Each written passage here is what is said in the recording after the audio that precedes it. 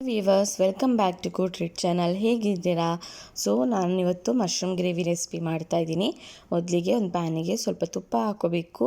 ಹಾಗೆ ತುಪ್ಪ ಚೆನ್ನಾಗಿ ಮೆಲ್ಟ್ ಆದಮೇಲೆ ಒಂದು 2ರಿಂದ 3 ಟೇಬಲ್ ಸ್ಪೂನ್ ಕಡಲೆ ಹಿಟ್ಟು ಕೂಡ ಹಾಕೋಬೇಕು.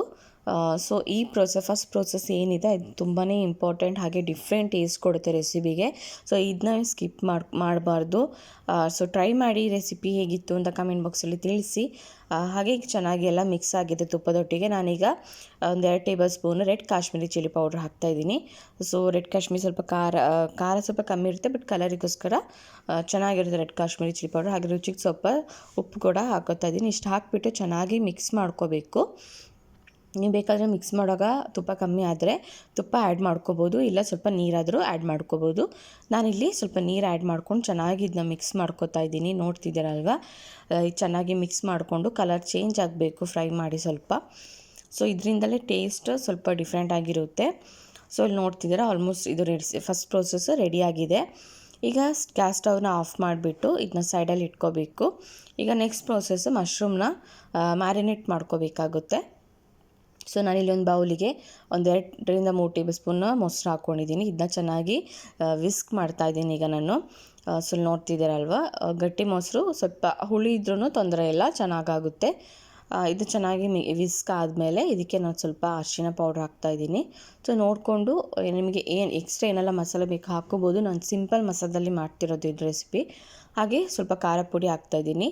ಹಾಗೆ ಹೋಮ್ ಮೇಡ್ ಮಸಾಲ ಒಂದು 2 ಟೀ ಸ್ಪೂನ್ ಹಾಕ್ತಾಯಿದ್ದೀನಿ.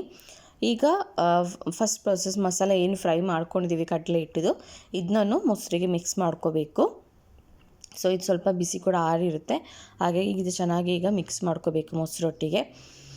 ಮೊಸರೊಟ್ಟಿಗೆ ಮಿಕ್ಸ್ ಮಾಡೋದ್ರಿಂದ ಕಲರ್ ಕೂಡ ಚೇಂಜ್ ಆಗುತ್ತೆ ಆ್ಯಂಡ್ ಟೇಸ್ಟ್ ತುಂಬ ಡಿಫ್ರೆಂಟ್ ಆಗಿರುತ್ತೆ. ನೀವೀಗ ರೆಸ್ಟೋರೆಂಟಲ್ಲೆಲ್ಲ mushroom gravy, different type of gravies try ಮಾಡಿರ್ತೀರಲ್ವ. ಇದು ಸೇಮ್ ಟೇಸ್ಟ್ ಕೊಡುತ್ತೆ. ಟ್ರೈ ಮಾಡಿ, ಮಿಸ್ ಮಾಡ್ಕೋಬೇಡಿ. ಹಾಗೆ ಇದು ಪ್ರೋಸೆಸ್ ಮಾಡೋಕ್ಕಿಂತ ಮುಂಚೆ ಒಂದು ಗೋಡಂಬಿ, ಒಂದು 10ರಿಂದ 15 ಗೋಡಂಬಿ, ಇಲ್ಲ ನಿಮಗೆ ಎಷ್ಟಾಗುತ್ತೆ ಅಷ್ಟು ಗೋಡಂಬಿ, ಇದು ಕಸೂರಿ ಮೇಥಿ ಹಾಕ್ತಾಯಿದ್ದೀನಿ. ನಾನು ಸ್ವಲ್ಪ ಗೋಡಂಬಿನ ನೀರಲ್ಲಿ ನೆನೆ ಹಾಕಬೇಕು. ಕಸೂರಿ ಮೇಥಿ ಎಲ್ಲ ಹಾಕಿ ಆದಮೇಲೆ ಸ್ವಲ್ಪ ಟೇಸ್ಟ್ ನೋಡ್ಕೊಳ್ಳಿ, ಉಪ್ಪು ಖಾರ ಎಲ್ಲ ನೋಡಿಕೊಂಡು ಏನು ಮಸಾಲೆ ಬೇಕೋ ಅದು ಹಾಕೋಬೋದು.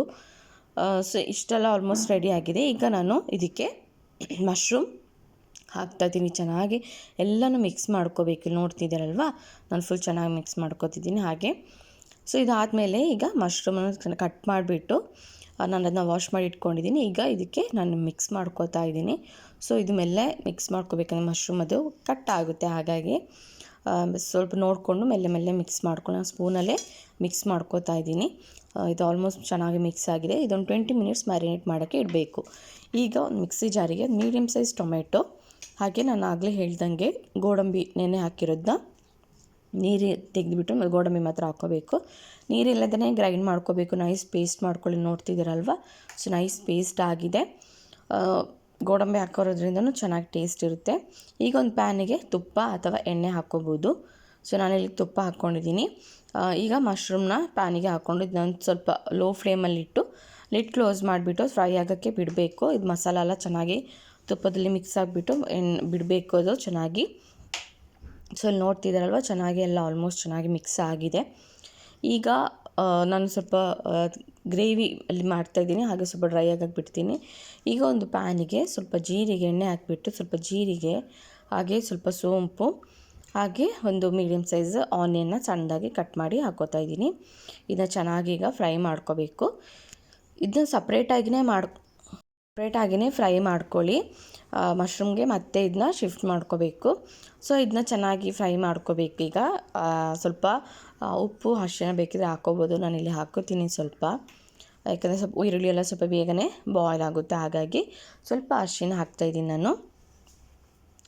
ಹಾಕಿಬಿಟ್ಟು ಚೆನ್ನಾಗಿ ಇದನ್ನ ಫ್ರೈ ಮಾಡ್ಕೋಬೇಕು. ಹಾಗೆ 1 table spoon ginger garlic paste ಹಾಕ್ತಾಯಿದ್ದೀನಿ. ನೀವು ಜಿಂಜರ್ ಗಾರ್ಲಿಕ್ ಸಣ್ಣದಾಗಿ ಚಾಪ್ ಮಾಡಿ ಕೂಡ ಹಾಕ್ಕೋಬೋದು ಈ ಟೈಮಲ್ಲಿ ಆನಿಯನ್ ಹಾಕಿ ಆದಮೇಲೆ, ಇಲ್ಲ ಪೇಸ್ಟ್ ಇದ್ದರೆ ಪೇಸ್ಟ್ನಾದರೂ ಹಾಕ್ಕೋಬೋದು.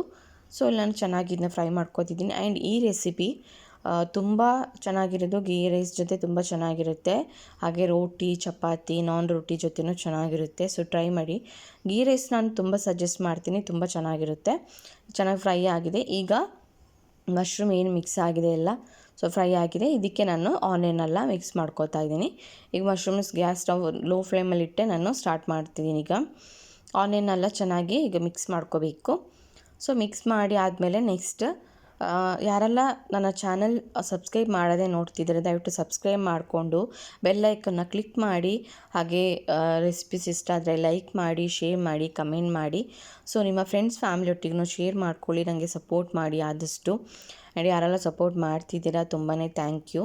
ಹೀಗೆ ಇನ್ನು ಮುಂದೆ ಕೂಡ ಸಪೋರ್ಟ್ ಮಾಡಿ, ಇನ್ನು ಒಳ್ಳೊಳ್ಳೆ ರೆಸಿಪೀಸ್ ಅಪ್ಲೋಡ್ ಮಾಡ್ತೀನಿ. ಈಗ ಲೋ ಫ್ಲೇಮಲ್ಲಿ ಇಟ್ಟು ಚೆನ್ನಾಗಿ ಕುದಿ ಬರ್ತಾಯಿದೆ. ಈಗ ನಾನು ಟೊಮೆಟೊ ಪೇಸ್ಟ್ನ ಹಾಕೋತಾ ಇದ್ದೀನಿ. ಸೊ ಟೊಮೆಟೊ ಪೇಸ್ಟ್ ಹಾಕಿ ಚೆನ್ನಾಗಿ ಮಿಕ್ಸ್ ಮಾಡ್ಕೋಬೇಕು. ನೀವು ಇದಕ್ಕೆ ನಿಮಗೆ ಫುಲ್ ಗ್ರೇವಿ ಬೇಕಂದರೆ, ತಿಕ್ ಗ್ರೇವಿ ಬೇಕಂದರೆ ಇಷ್ಟೇ ಚೆನ್ನಾಗಿ ಮಿಕ್ಸ್ ಮಾಡಿಕೊಂಡ್ರೆ ಸಾಕು. ಇಲ್ಲ ಸ್ವಲ್ಪ ನಿಮಗೆ ಗೀ ರೈಸ್ಗೆಲ್ಲ ಸ್ವಲ್ಪ ಕರಿ ಟೈಪ್ ಬೇಕು ಅಂದರೆ ಸ್ವಲ್ಪ ಬಿಸಿ ನೀರು ಮಾಡಿ ಇಟ್ಕೊಳ್ಳಿ, ಅದನ್ನ ಹಾಕಿದರೆ ಆಗುತ್ತೆ, ಚೆನ್ನಾಗಾಗುತ್ತೆ. ಸೊ ನಾನಿಲ್ಲಿ ಸ್ವಲ್ಪ ಟೊಮೆಟೊ ಎಲ್ಲ ಮಸಾಲೆ ಇತ್ತು, ಹಾಗಾಗಿ ಮಿಕ್ಸಿ ಜಾರಲ್ಲಿ, ಹಾಗಾಗಿ ಅದೇ ನೀರನ್ನ ಸ್ವಲ್ಪ ಹಾಕ್ತಾ ಇದ್ದೀನಿ ನಾನು. ವೇಸ್ಟ್ ಮಾಡೋದು ಬೇಡ ಅಂತೇಳಿ ಅದನ್ನೇ ಹಾಕ್ಕೋತಾ ಇದ್ದೀನಿ. ಇದು ಚೆನ್ನಾಗಿ ಮಿಕ್ಸ್ ಮಾಡ್ಕೋಬೇಕು. ಇಲ್ಲಿ ನೋಡ್ತಿದ್ದಾರಲ್ಲ ನಾನು ಮಿಕ್ಸಿಯಲ್ಲಿದ್ದ ಸ್ವಲ್ಪ ನೀರನ್ನ ಮಿಕ್ಸ್ ಮಾಡಿ ಹಾಕ್ಕೋತಾ ಇದ್ದೀನಿ. ಸೊ ಇದು ಚೆನ್ನಾಗಿ ಎಲ್ಲ ಮಿಕ್ಸ್ ಮಾಡಿ ಆದಮೇಲೆ ಒಮ್ಮೆ ಉಪ್ಪು ಖಾರ ಎಲ್ಲ ನೋಡ್ಕೊಳ್ಳಿ. ರುಚಿಗೆ ತಕ್ಕಷ್ಟು ಉಪ್ಪಿದ್ರೆ ನೋಡಿಕೊಂಡು ಹಾಕ್ಕೊಂಡ್ರೆ ಆಯಿತು, ಕಮ್ಮಿ ಇದ್ದರೆ. ಸೊ ಖಾರ ಜಾಸ್ತಿ ಬೇಕಾದರೆ ಹಸಿಮೆಣ್ಸಿನ್ಕಾಯಿ ಹಾಕ್ಕೋಬೋದು. ನಾನಿಲ್ಲಿ ಹಸಿಮೆಣ್ಸಿನ್ಕಾಯಿ ಒಂದು 3 ಹಸಿಮೆಣ್ಸಿನ್ಕಾಯಿ ಸ್ಲಿಟ್ ಮಾಡಿ ಹಾಕೋತಾ ಇದ್ದೀನಿ. ಸೊ ಚೆನ್ನಾಗಾಗುತ್ತೆ ಈ ಗ್ರೇವಿ. ಟ್ರೈ ಮಾಡಿ, ಮಿಸ್ ಮಾಡ್ಕೋಬೇಡಿ. ಆ್ಯಂಡ್ ಯಾರಾದರೂ ಗೆಸ್ಟ್ ಬಂದಾಗ ಮನೇಲಿ ಈ ಥರ ಸ್ಪೆಷಲಾಗಿ ಮಾಡಿಕೊಟ್ರೆ ಚೆನ್ನಾಗಿರುತ್ತೆ. ಸ್ವಲ್ಪ ಗರಂ ಮಸಾಲ ಕೊನೆಯಲ್ಲಿ ಸ್ವಲ್ಪ ಗರಂ ಮಸಾಲ ಕೂಡ ಹಾಕ್ತಾಯಿದ್ದೀನಿ.